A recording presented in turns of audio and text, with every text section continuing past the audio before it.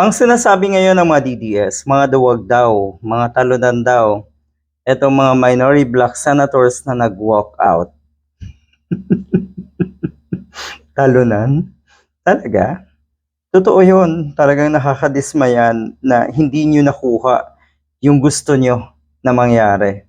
Hindi na gawa na itong mga Senate majority senators yung kanilang gusto dahil mali.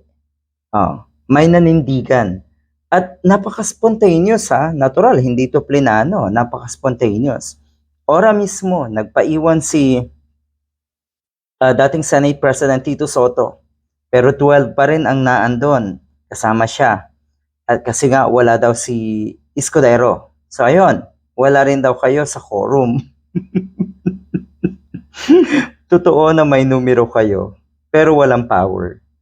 Ang nakita ng mga positibo at mga nasa tuwid na kaisipan ng mga kababayan natin, ang ginawa na itong minority senators na ito, itong 11 na ito, ay pagtindig.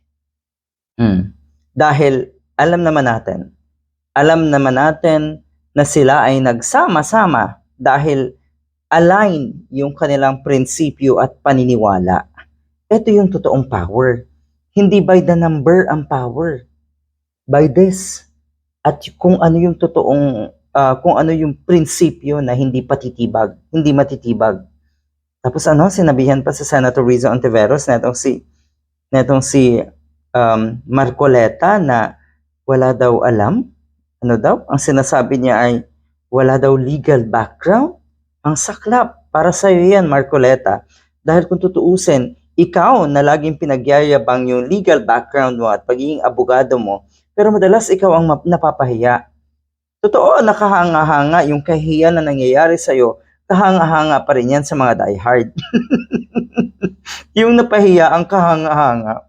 Diba? Yung nagmukhang tanga ang kahanga-hanga. Yung pagkatapos magyabang at ma-realize ng mga diehard na ay, bobo rin pala to. Ayun, lalo kang naging kahanga-hanga, Mr. Marcoleta, sa mga diehard.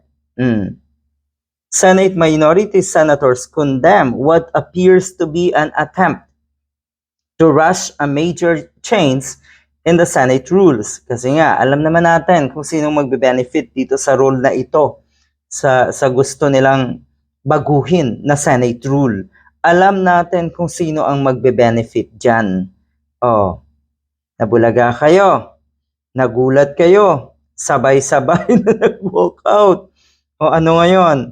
Wala sa quorum. Anong sabi ni Senator Rizzo Ontiveros? Kasi ang tanong ng media, baka daw ituloy nila nung sila na nga ay nag-walk out. Subukan nyo lang, sabi ni Senator Rizzo Ontiveros.